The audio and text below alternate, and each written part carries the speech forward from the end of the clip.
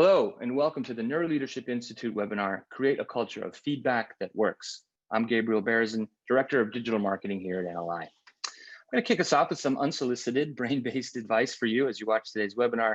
We find it's best to turn off any inessential programs running on your computer, competing for your attention. This allows you to get the most out of the discussion today, as distractions make learning very difficult. It also helps the quality of the audio and video of the broadcast. We suggest grabbing a pen and paper. If you're having an insight, memory recall is best when you write it down. The physical act of writing something down improves learning. So make sure you have a stretch, get the blood flowing, grab a water or a tea, and get ready for a demonstration and discussion that addresses an issue countless organizations struggle with, the feedback conundrum. If it wasn't so unpleasant, now's the time I'd probably hold a microphone to a speaker to illustrate how much we don't like this particular experience, but feedback has essentially become the backbone of performance conversations. So we're going to show you how it can be done right for both the giver and the receiver when informed by neuroscience. So we have a dedicated team monitoring the chat. So they'll be responding in real time best they can. So while you're there, tell us where you're calling from, city, state, country, whatever you choose to share. And to ensure your comments are visible to everyone, always ensure you choose all panelists and attendees before you post. Otherwise, only the panelists, those of us that are running the webinar, can see your comments. A couple quick proactive answers to common questions. Will there be a recording? Yes, you will be receiving a recording by end of business today, and that'll be coming from Alexis Burnham in an email. And if you're not getting emails from us, you can always use a link in the chat that Ana Vargas will provide of all past recorded webinars where you can see these things. Last 6 to 12 months of webinars that we've been doing, but you'll also see today's webinar posted there. Will you receive a copy of the slides? We only reserve slides for corporate members and current clients only. So let's get to our presenters today. That's it for housekeeping. We're joined today with two great presenters, new to the NLI team. He was running performance for many years at The Gap, and his passion for a brain-based approach to PM performance management has brought him to our client strategy team. And we're so happy to have his deep expertise in the field, Rob Ollander-Krane. Thanks for making the time today, Rob. Welcome. Thank you, Gabe. Glad to be here. Good to see you. And our other esteemed guest is the head of NLI's performance practice. She speaks to clients daily and runs a number of weekly sessions speaking to HR leaders across many industries. So she has a real pulse on the brain-based methodology of performance conversations. Barbara Steele. Hi, Barbara. Hello, Gabe. Thank you for that introduction. And hi, everybody. Good to see you. You ready to kick us off? I am. All right. Well, again, thanks all. It's so good to see we have so many folks joining from across the world. So from Canada, the Czech Republic, Poland, New York, somebody said is still there. Amazing. So we're so glad you're with us. And like Gabe mentioned, so here we are together today to talk about this topic of feedback. And this is a topic that has been studied for more than 50 years. Needless to say, NLI certainly has put its hat in the ring when it comes to the study of feedback. Gabe and Rob, you know, David Rock often says, when somebody approaches you and says, hey, can I give you some feedback? He said, that's like walking down a dark alley and you hear footsteps behind you. Like that's the reaction that we have. And so what we want to do in this conversation is just recognize there's been this long-standing discourse when it comes to the topic of feedback, but we want to approach it in a brain-friendly way and really look at several things in particular in terms of our time together. So the first thing we want to do is look at why it matters. You know, why should we actually care about this topic of feedback? Why the discourse? So we'll start with that. Then we'll move into, you'll hear more about our research. Like I mentioned, we've done quite a bit of it for those of you who may not have seen our work in this area. And more specifically, we'll talk about an experiment that was done with one of our clients, KPMG, by one of our scientists, Dr. Tessa West. So you'll hear about that and how NLI really advocates the point of view about asking for feedback. So you hear more about that. And lastly, we'll finish with a sharing of feedback, because while we anchor on, or our point of view is to anchor on asking for feedback, somebody still has to give it, right? No matter the circumstance. And so we want to finish with what's really a brain-friendly way of providing others with feedback. So That's what we have for you by way of agenda. We like to do this in a very conversational style. So you'll hear Gabe, Rob, and myself having this exchange. We'll be engaging with you. So we invite you to put questions in the chat. Also, share with us what insights you're having or what's coming up for you. And like Gabe mentioned, along with us, we have others from the NLI team really watching the chat so that we can make sure that we're addressing what's most important for you. So with that, let's move into the first agenda item, which is about feedback and why the heck should we care about this topic of feedback? Well, certainly, like mentioned, so it's been studied for more than 50 years. There's this ongoing discourse about it, and that discourse continues. So it's good to just to start with just fundamentally, what do we mean when we say feedback? And so here you can see how we describe, feedback. It can come in the form of whether it's verbal or written, but it's really about one's behavior. So fundamentally, that's what we're talking about. Interestingly, while we reference here verbal and written, as we know, there's so many modalities in terms of ways in which we receive feedback. I happen to be a cyclist. With my Garmin, it tells me my speed and my cadence. The gauge on a car tells us in terms of where we are with respect to our fuel and the status of it. A customer can actually give us feedback and say, there's some valuable information that we've passed along to them, and it really made an impact in terms of their business. So when we mean feedback, we really are talking about information that's helpful for people to know. We reference the different, stakeholders involved, if you will, because a lot of times we're thinking about the manager and the direct report relationship, albeit that's an important one. But there are so many other ways in which, as we know, feedback can come to us. Also, when you look at really the research literature body specific to feedback, especially going back around the 40s, 50s, and 60s, there was a definite conflation between feedback and the performance appraisal. So I think some of that kind of baggage still kind of haunts us to this day because people often think about feedback in terms of it happens at the mid-year and it happens at end of year. But actually, when we're talking about feedback, it ought to be ongoing. It ought to be happening, as needed and in real time.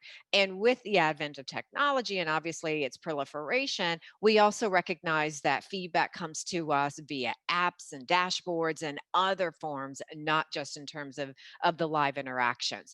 So just want to level set us there, right? When we're talking about feedback, what does it mean? How does it come to us? And so I'd love to check in with each of you. As I said, there's been this discourse about whether or not even feedback is valuable. So I want to check in and hear from you all. What do you think? Do you feel that feedback is something that truly is critical, is essential to individuals understanding how they are performing and what it is that they need to improve upon? So let us know your thoughts about that. And Rob, while we're waiting to hear from folks, I'd love to get a sense from you. Like we're so fortunate to have you now on the NLI team, and we gush over you constantly about that. But you're just having come from being a practitioner. What was your sense inside of like Gap? Was feedback viewed as something that was critical to the organization within the organization? Yeah, in fact, pretty much everything that you mentioned, I think, could describe what was going on at Gap. We valued feedback, but people found that feedback was awkward and clunky and created a threat response. Um, I think people wanted the feedback, but to say that we were great at giving it and getting it was probably not true.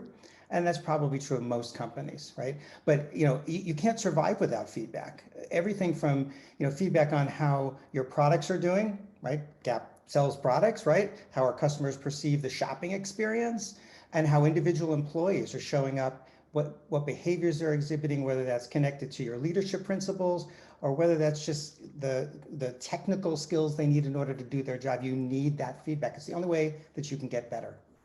Love it, Rob. Thanks so much for just kind of sharing with us the experience from Gap.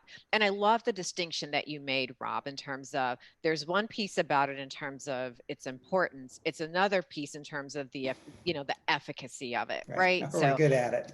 right. And so it is one of those things that it is a skill and it requires us to continue to work at it.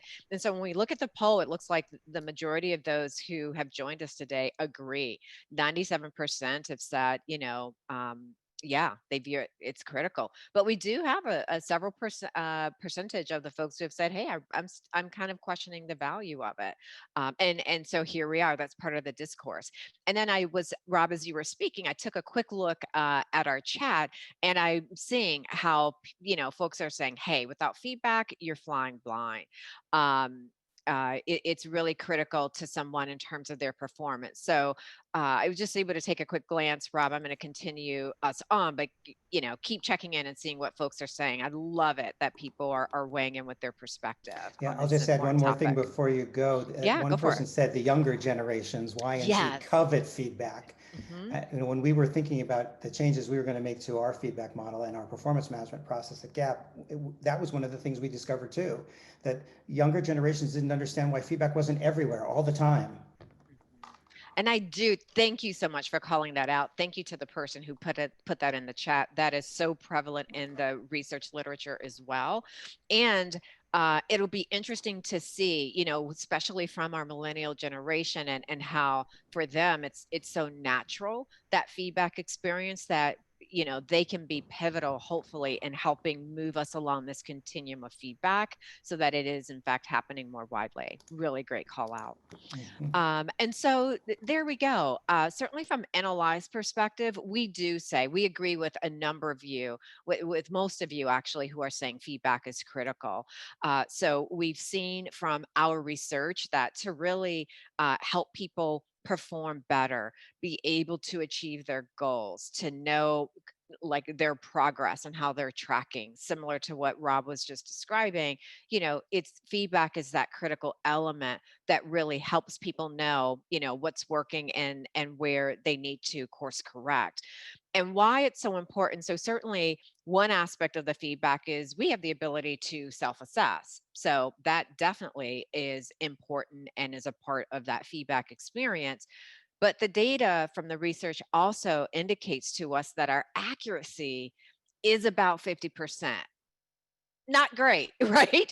In terms of odds. And so some of that just really speaks to some of the unconscious perceptual biases that we have because of the brain's functioning. So it doesn't make us bad or horrible people. Some of that is just, again, literally some of the shortcuts that the brain will take.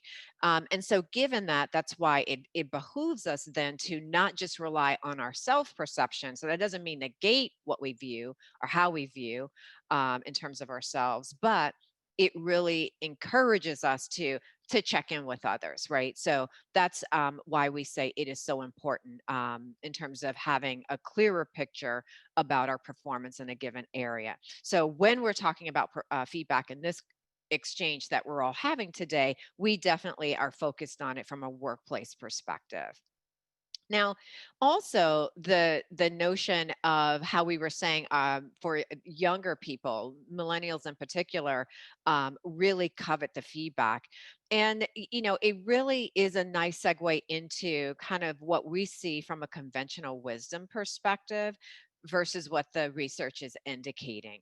So when back to how I started, the conversation for all of us around David's refrain of it's like hearing footsteps in a dark alley, kind of those footsteps behind us, and largely because we, that may trigger us because often the word feedback is associated with something that's negative, and it would suggest that we as people hate to get it, we're not interested, or would rather avoid it. But actually what the research shows is that we are really wired for feedback, and so much of this we've already started to talk about just so many individuals that really do want it. And what else happens, and this is some of the discourse in the research literature, is on the one hand, it's pretty clear people by and large really want the feedback. Some of the disagreement is around, but do we actually see this resulting in a change of behavior? And so that's what I wonder for the 3% of you that put in the poll, you question the value of it. I would love to hear from you. Like, is that the reason why, right? Because you don't necessarily see people's behavior changing. And if that's not why, do share with us why it raises questions for you. Would love to know that. But that's what we know in terms of conventional wisdom versus from a research perspective. And we at NLI, we did our own research in this area. So last year, we led a study. And in this study for performance, we had conducted interviews with roughly about 30 organizations. And we also surveyed roughly 468 individuals on a number of topics, but this was one of them. So we asked them about the frequency in terms of how often people actually wanted feedback. And you can see what we're sharing here is many of them said they would prefer 60%, they would prefer to receive this feedback weekly to bi-weekly. So as compared to some of the other, right, frequencies of monthly and quarterly. So that's what individuals indicated what they wanted. What they reported in terms of how often they get it, quite a different picture.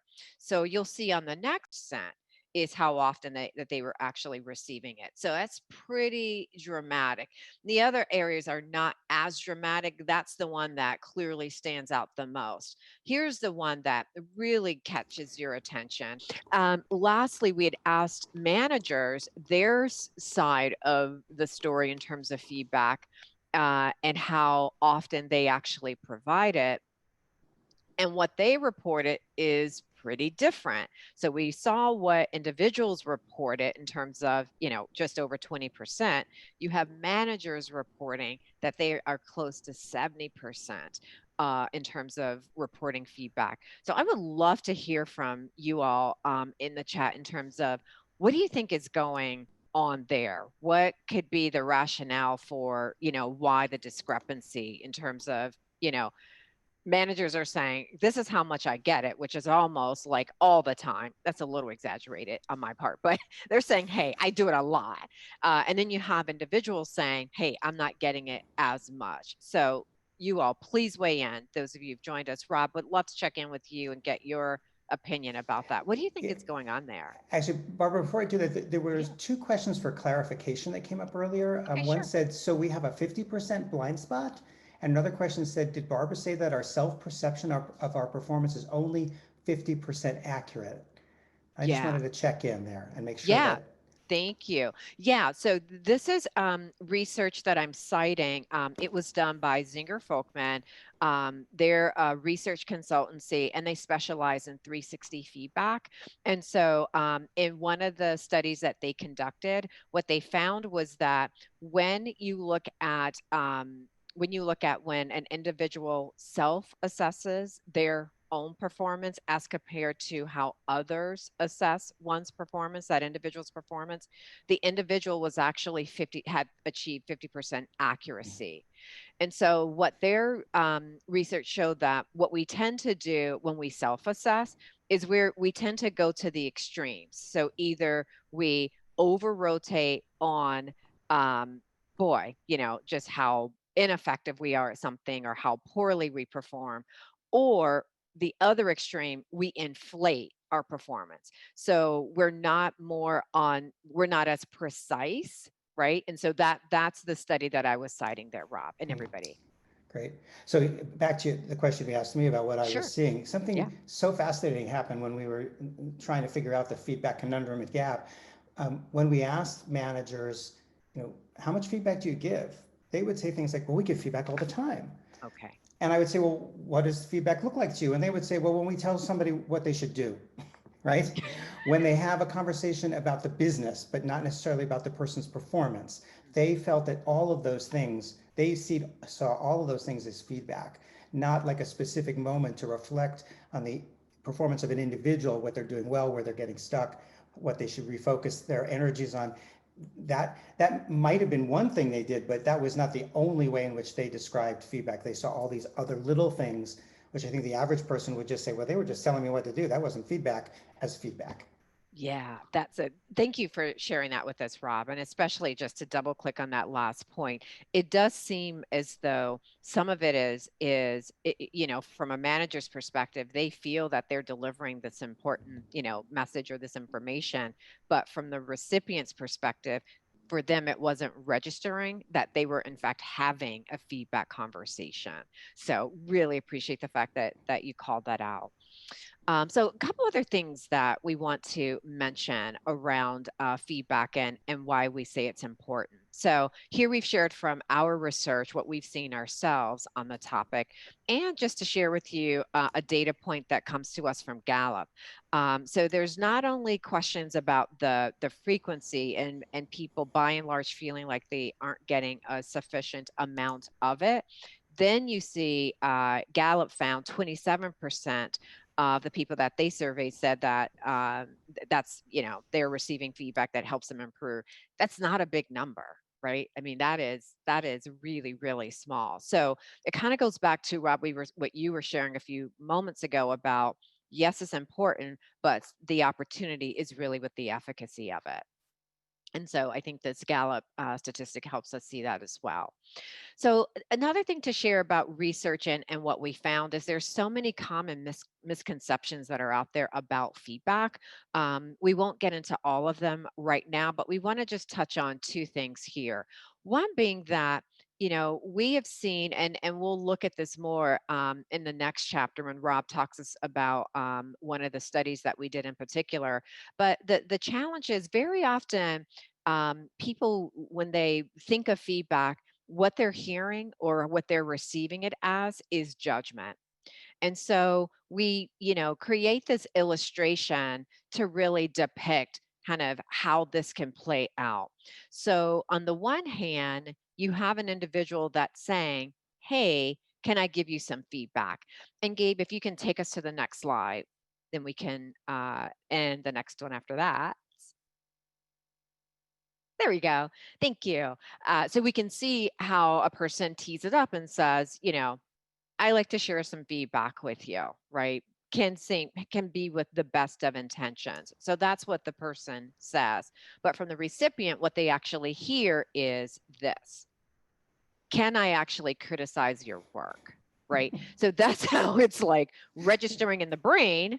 And if the person is experiencing that in terms of a threat, then that is what makes the interaction. It just kind of starts off and can be a very challenging kind of interaction, as we know. It doesn't have to be, but it can be.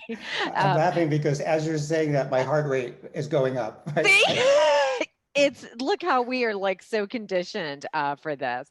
And so really, one of the things we have found through all of our research here at NLI is this misconception, which is this. When you look at the literature, a number of the studies that have been done, so much of the focus has been on giving of the feedback. And it really points to, again, we can see how, going back 30, 40, 50 years in the older way in which we used to approach work, we recognize that managers knew more. We know that that's not the case today. We know that managers just see a portion of one's performance and their work product. And so this idea of just continuing to anchor solely or primarily on giver driven feedback is insufficient. It's not enough. So let's continue on, Rob, so you can talk with us more about, our research and where we've landed in terms of asking for feedback. Let's unmute, that would be helpful. So that misconception that the feedback giver, the feedback must be driven by the giver is the perfect segue to this section we're calling asking for feedback. On the next slide, feedback is typically uncomfortable for all parties involved. You heard Barbara share that quite eloquently. I felt my heartbeat raising as we were talking about it. Studies show that up to 2/3 of all managers dislike giving feedback, especially constructive feedback. That's when it gets really hard. Sometimes they just don't give it. And on the flip side, employees can get defensive, especially when the feedback is critical. And unfortunately, in some cases, feedback looks like the manager, patting the employee on the back and saying, good job, that's the positive feedback. Or when something really goes wrong, saying, don't ever do that again or you're fired. That is not a good feedback equation. And studies show that feedback provides little insight, and can sometimes even make the situation worse. Remember that earlier slide that Barbara showed that 27% feel that feedback, only 27% feel that feedback actually helps improve their performance. So with all that in mind, and with all the stuff that everybody's saying in the chat, why are we doing it this way? Why don't we come up with a different solution? A different approach is needed, as the slide says. On the next slide, I want to take you down this road of our different approach, analyze science-based different approach. So conventional wisdom might suggest that managers should just give more feedback, just do more. If you give more, there'll be more behavioral change, there'll be more action, but science suggests something different. Science says that what's better is to have your employees ask for feedback. So I'm just going to pause there for a second because that's provocative, that managers shouldn't be giving feedback. Employees should be asking for feedback. And interestingly enough, when I think about that, I do that all the time at home, right? I'll turn to a family member, to my partner and say, can I get some feedback on this? I do that all the time. I ask for feedback. And that seems to work there, but we don't do it in the office. We don't do it in an organizational context. We don't ask for feedback. So much less at work. And what if that became the way we did it? What if instead of giving feedback all the time, we put the car keys and the steering wheel in the hands of the employee and said, ask for feedback when you want it. Ask for information to help you do your job. So on the next slide, what makes asking for feedback a better option? What's the science behind this? Well, first I'll start by saying it's better for the asker because we're in the driver's seat here, right? We're getting the information we need, we desire, right? And that creates in NLI language a certainty reward. So if you're not familiar with the SCARF model, certainty is one of the domains of social interaction. And when we get the information we need, when we get to ask for it, that creates a certainty reward for us. It feels better in the brain, right? And we get to do it on our own terms. We get to choose when we ask. It's not like it's coming from somewhere at some particular time. We get to say, I want this feedback now. So the asker is in control of when they get the feedback and who they get it from. And science tells us that's better for the asker. And without those usual threats that surround manager-driven feedback, the process can allow that feedback to be heard, and you can learn from it, and you can take action. But it's also better, the second point, for the giver, because it creates, as we call it in NLI terms in the SCARF model, it creates relatedness and status rewards. It's no longer putting in the manager in that awkward position of like being the boss and having to give the feedback all the time. They can worry less about if the feedback is going to ruffle feathers because someone's asking for the feedback. They're giving them permission to share both the good and the constructive. So it's better for the giver. All in all, more useful information gets shared when the employee asks for the feedback, as opposed to having it come in this unsolicited manner. And if the asker spends time asking many people, not just one, not just the boss, they get this 360 view of their performance, which is often a less biased view. So Barbara alluded to a study that NLI did. So yeah, we've got that brain science, but NLI went even farther to do this study, this experiment, to see, well, does this really work, right? They partnered with KPMG in Sydney, that's the consulting firm. Their employees were participants in this study, and New York University. And what the study did is it paired up employees. There was a hierarchy, so there was a senior person and a junior person, but they were not that way necessarily in the organizational context. They were set up that way for the experiment. There was a senior person and a junior person. And they were given an exercise. They were to negotiate And when the negotiation was over, they were placed into one or two groups. One group, as we call it, condition one, was the group that got unsolicited feedback. So the more senior person gave feedback to the more junior person. And in the other group, what we call condition two, the junior person got to ask for the feedback. And then the study compared the difference between the two. Was there a difference? And surprisingly enough, there was. On the next slide, you'll see two of the big differences that give us, I think, an indication that asking for feedback is the better way to go. So the first bullet point there says, askers had, on average, 50% lower heart rate reactivity when receiving feedback compared to those who were simply given the feedback. 50% lower heart rate reactivity. I don't know about you, but that would be something I'd like to experience. My heart rate went up just when Barbara showed that slide that said, I've got some feedback for you. I'd like my heart rate to come down. And then the second bullet point, interestingly enough, is that people felt much less anxious giving feedback when it was explicitly asked for. Really fascinating points. These 2 points together, plus the neuroscience, just makes me believe, and maybe starts to make some of the people on the call believe, that this is the way to go. So let me just stop there for a second. Barbara, is there anything you would add about what the study was all about? Any other light you want to shine on it? Yeah, as you know, Rob, I love to talk about this study because it really helps to validate our point of view about why asking for feedback is so important. And David Rock, of course, being having such subject matter expertise on this topic of feedback, talks about how, and I was just having this exchange with somebody in the chat. I think it was Danny, if I'm not mistaken, but how the word feedback is so loaded. And so Danny was saying, hey, should we actually give it a different name?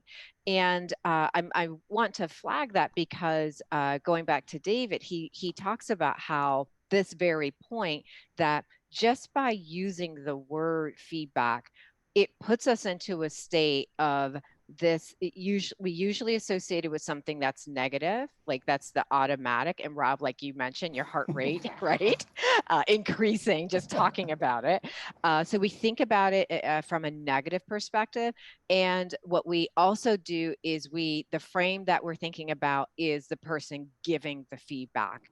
And so this study really helps us understand kind of the dynamics like you've described, Rob, but also what David speaks to is it gives us this opportunity to disrupt that pattern in terms of our thinking. And so in that way, feedback we don't have to just view it and from a giver's perspective, that using this disruptive language can help us look at feedback differently and have it be asker driven. So that's the other point I would add. Yeah, it's funny. I was about to answer Danny's question in the chat and I ran out of time, but I was going to say, it would be great to change the name, but that's really not the issue, right? It's so much more around it. And there were lots of comments in the chat about the culture needed to drive effective feedback. I mean, it's a system of stuff that helps to make feedback better. And certainly changing the paradigm and asking versus telling can help that. But there's so much more to it. Is there anything else coming up in the chat that we should address now, or should I move on here? Yeah, so just a random comment. Iris, you will get the recording. Sorry you couldn't connect earlier, but we got you. All good. So one thing that's come up is we got BB, we got Debbie, who are referencing, Rob, how it's referred to as feed forward. So I feel like Marshall Goldsmith played such a huge role, right, in that language for us, and it really resonates. I love that it has stuck. It is something that we all seem to like. Okay, feed forward, Rob. Did that create any kind of anxiety just hearing feed forward? Right, No, heart rate. Not yet. Not yet. Okay. I think it's even me saying it. I'm like, that feels so comfortable, so natural.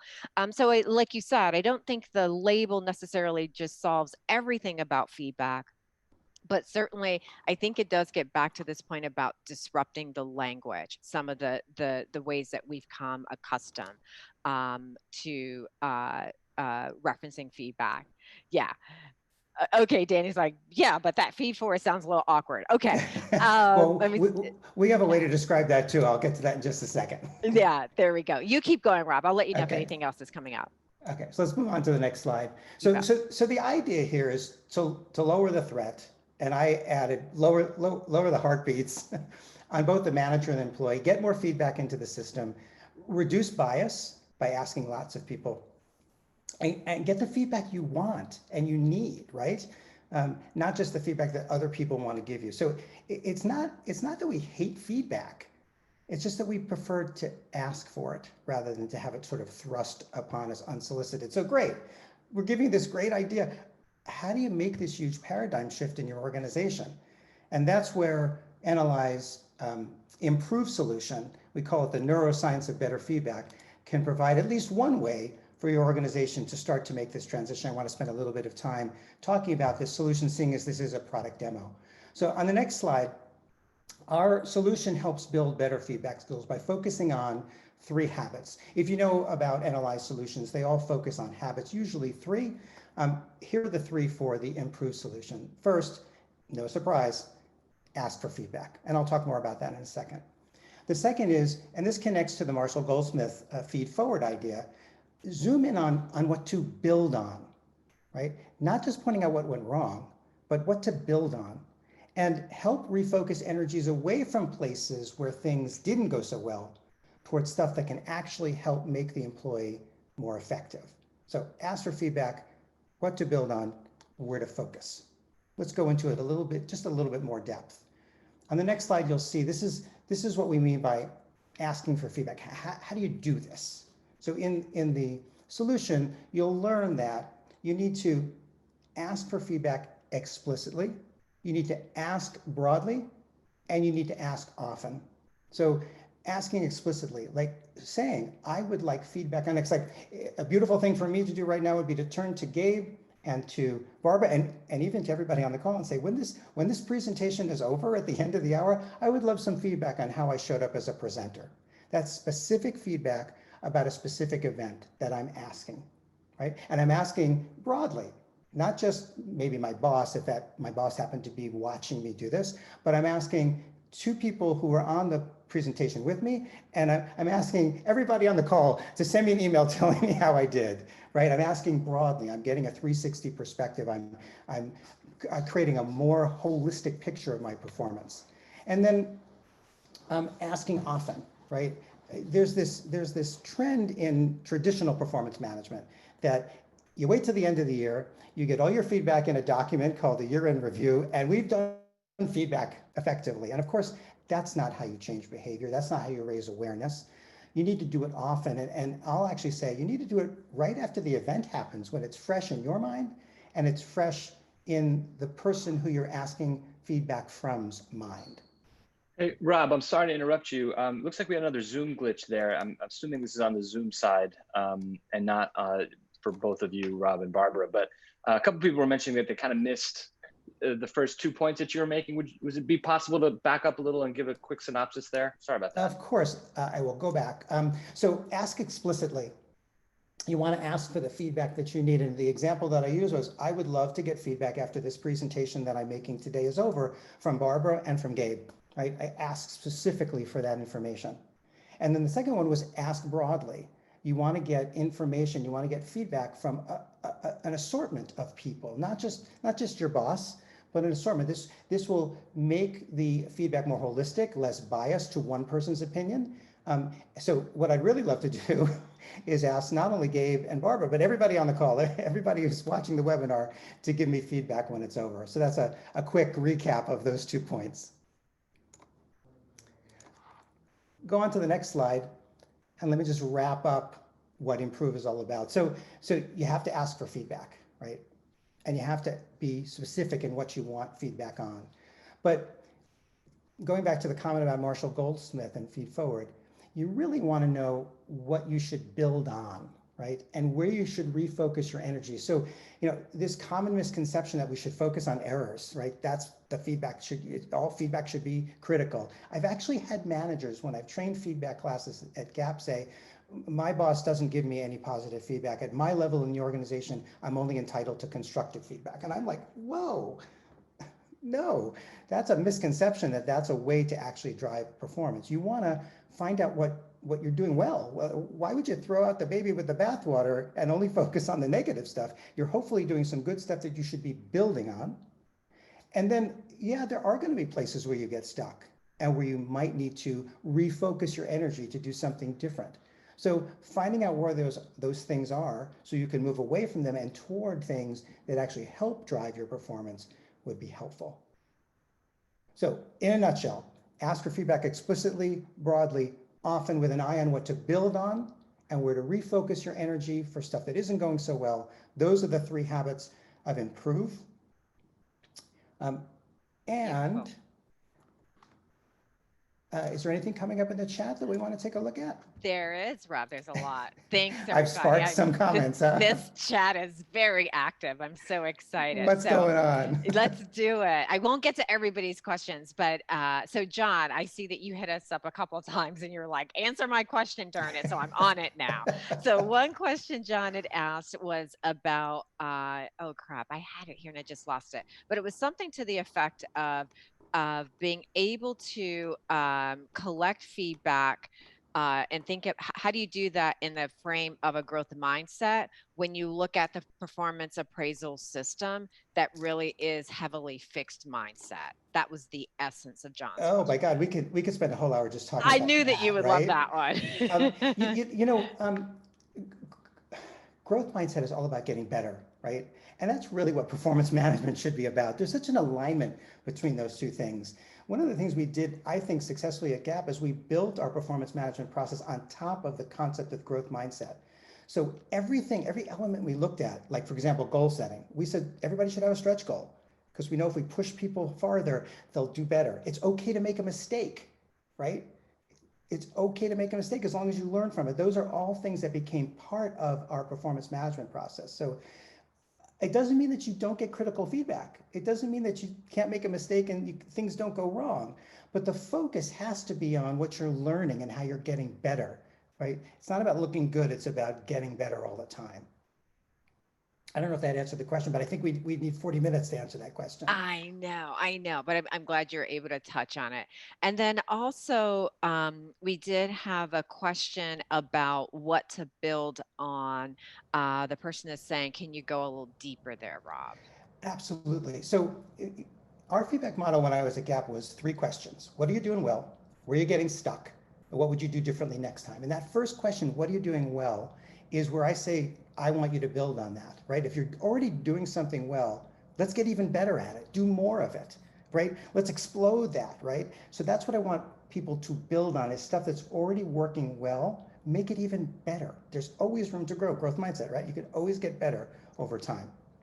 Nice. Okay. Well, we definitely want to spend a few minutes talking about the sharing of feedback, Rob. So I'll move us along because, for everybody, all of you who've joined us today, you've heard us make the case from NLI's perspective. You can see we've put our stake in the ground. We say that feedback is critically important. We also talk about, from a brain-based perspective, how approaching it from an asker driven perspective can really make a huge difference, and it can help organizations with really the building of the feedback exchange that needs to take place from both the in terms of that giver and the receiver. So while we anchor on asker driven, it still means somebody has to be giving. Somebody still in that exchange or in that interaction will be providing the feedback. And so we want to make sure that doesn't get lost in the message. And so what's really the best way to do that, or how to do it from a brain friendly perspective? We just want to take a few minutes to take a look at that now. And so when we're talking about the sharing of the feedback. What we want to do is ensure that that we're in essence providing feedback in a way that's going to be most useful to the individual when somebody is asking. And I saw, a few people made reference to that, how the feedback needs to be valuable, and it needs to be done in a way so that the person remains kind of intact and whole, and we're not, creating or elevating threat in them. So that's first. And we also want to ensure that the feedback, of course, that's being provided is being done in a way that is what we would say is digestible and actionable. And that is also in alignment with what's brain friendly. So let's talk about how we suggest that you do it. And we really say it comes down to these three steps. We say that it's important to frame it for the individual. And interestingly, the question that come up about growth mindset, so we touched on it before, we can touch on it a little bit more here.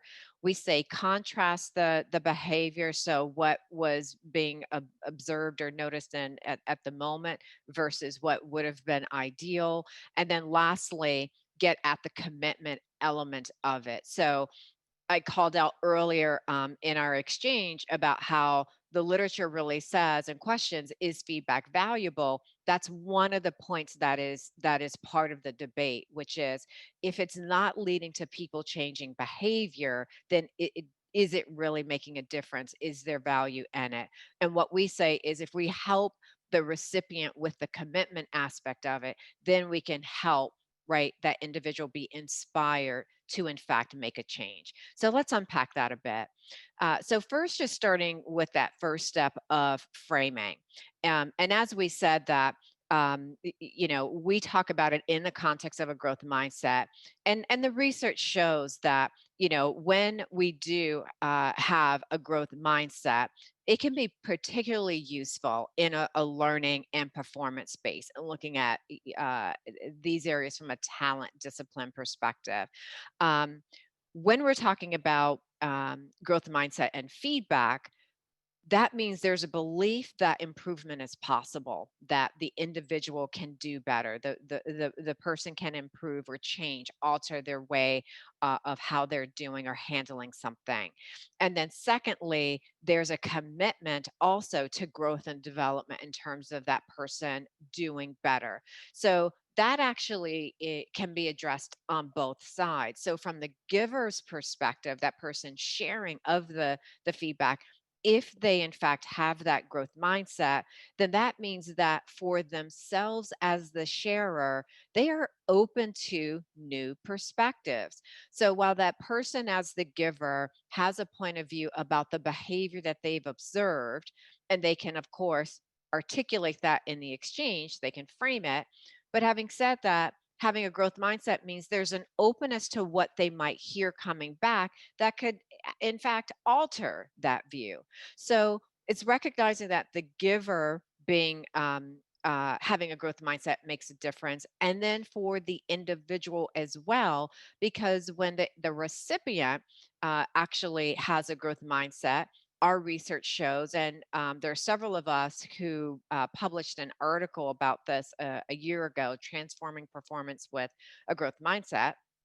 And we cite Rob Ollander-Krane, who was with Gap at the time, as one of the examples of that. But most importantly, we demonstrated how when a person has a growth mindset as the recipient, that they don't hear it as a threat. So it doesn't take them down that road, if you will. It puts them on the road of they see it as a challenge and an opportunity, and it's something that they want to pursue.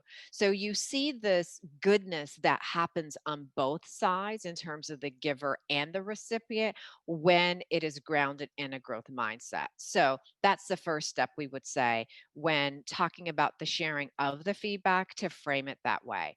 So here we just share some examples. I would imagine for all of you who've joined us today, you have a good sense of what this can look like.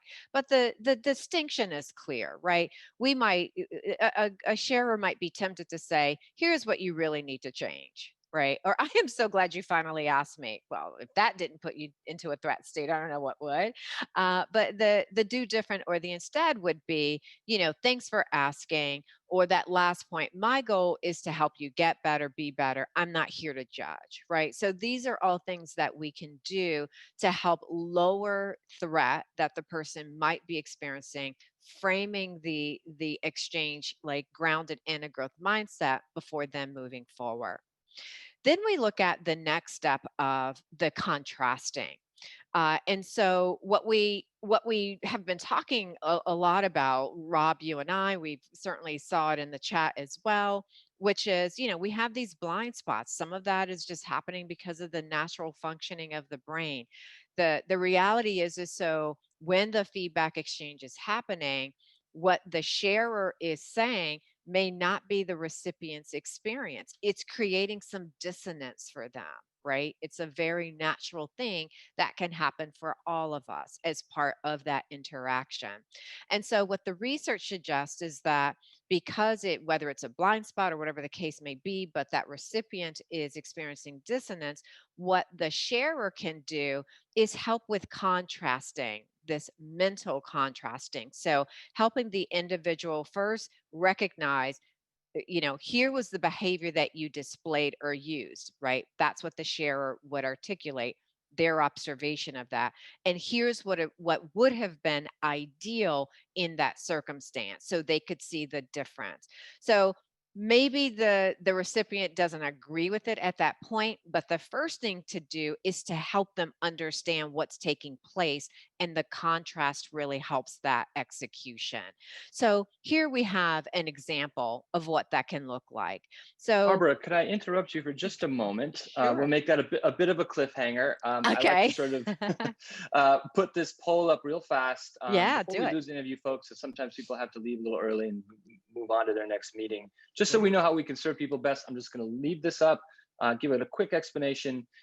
When speaking about to a client advisor about improve, that includes that sort of first half that Barbara and Rob have been talking about, creating a culture of feedback askers. The stuff that Barbara's covering today is a little bit more of a customized solution. So if you want to join those two things together, we'd suggest the second option. But I just wanted to leave that up, give you a sense of what that is.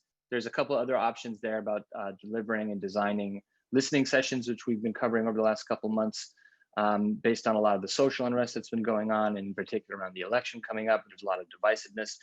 And then there's also a couple options to find out more about the summit and develop your individual skills with a brain-based coaching or a certificate in the foundations of the neuroleadership, that course as well. So you can express your interest there. If you're not interested, you can close the poll or just move it to the side. I'm going to leave that running while Barbara and Rob continue. Sorry to interrupt, Barb, back to you. No worries. And as you know, we just have like one or two more slides to share with everybody. So we have some examples, Gabe, if you can go to that next slide. We were talking about contrasting.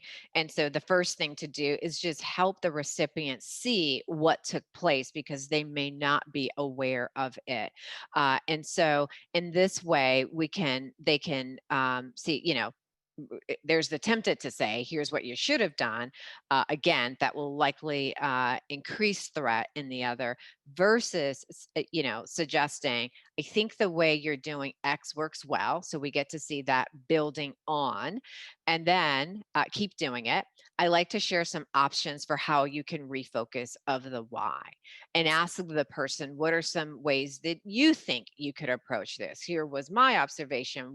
What's your perspective on this? So now, as we know, it becomes more of this exchange and this opportunity for learning to take place, and the sharing occurring between the giver and the recipient of the feedback. So that's the contrasting.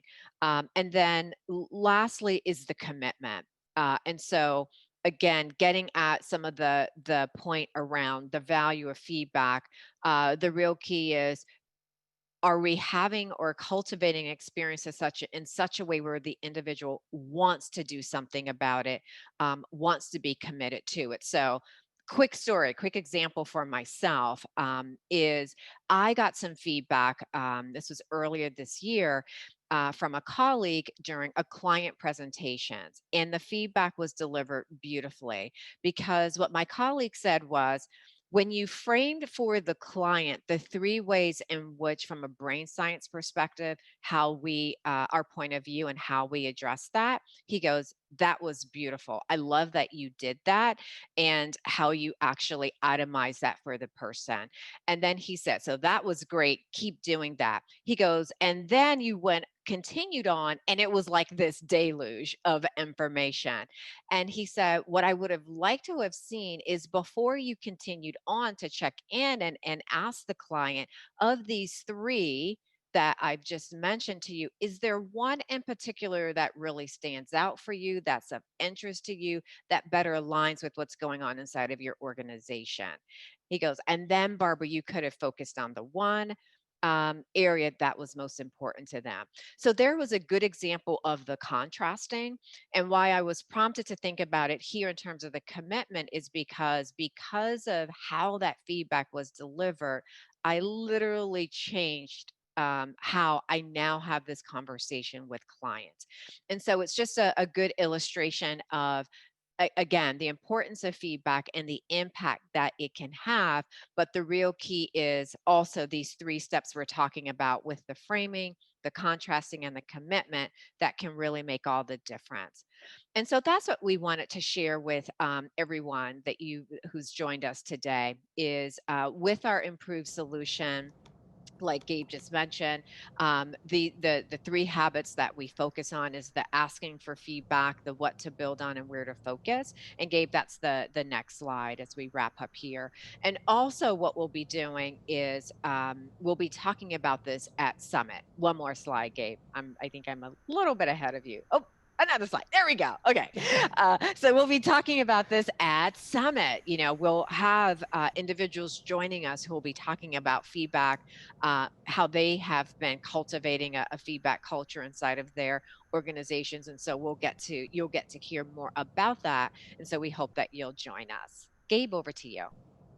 Thanks, guys. I'm sorry that we don't have a bit more time for questions. You covered such a large wealth of information that we couldn't get to everybody. There'll be ways for you to interact with us. You'll be receiving an email by end of day today with the recording. And if you want to continue the conversation, there'll be lots of opportunities to do that. But thank you, Rob and Barbara. It's just a wonderful presentation today. And to everyone else that's been participating, always a wonderful, lively chat with just a number of educated comments coming in and questions. We so appreciate that. We'd love to get even just a bit more of your feedback in the chat. There should be a link for about a 1-minute survey. We'd love to hear what you thought, what we can do better, what else you'd like to see covered, other products that we can show you. Hey, Gabe, there was a request to go back just a couple slides to a slide that we kind of went by really quickly that people just wanted to see. Can you just go up right there? Sure. That's examples of how to commit for anyone who wanted, no, not that one, next one. The next one, Gabe. The examples. Yeah, just leave that one up so anybody who wants to grab that can before we end our discussion. That's a great idea. You know what I'm not going to do? I'm not going to ask for feedback on how I did on advancing. I know that. I want to hear that feedback.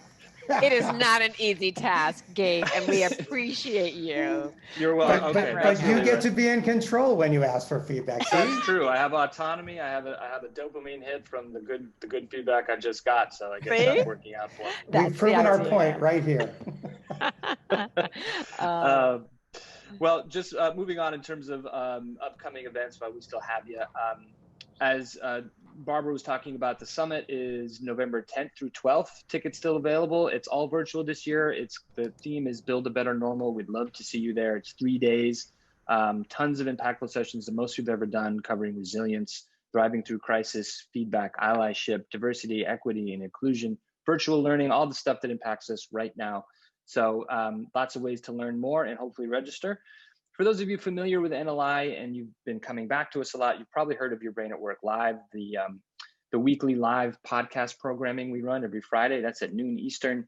Tomorrow we welcome Holly Martinez. She's the CDO of T-Mobile, the Chief Diversity Officer. She's going to be talking about how they built their DE&I strategy with NLI. So it's going to be a really great session. So be sure to register to hear her conversation with Esther Nesnanov, our head of DE&I here at NLI. Lastly, you can hear those Friday webinars on demand by subscribing to our podcast, Your Brain at Work. That's available on any of the platforms that you tend to listen to podcasts on. So make sure you subscribe when you can. comment, and rate if you'd like as well.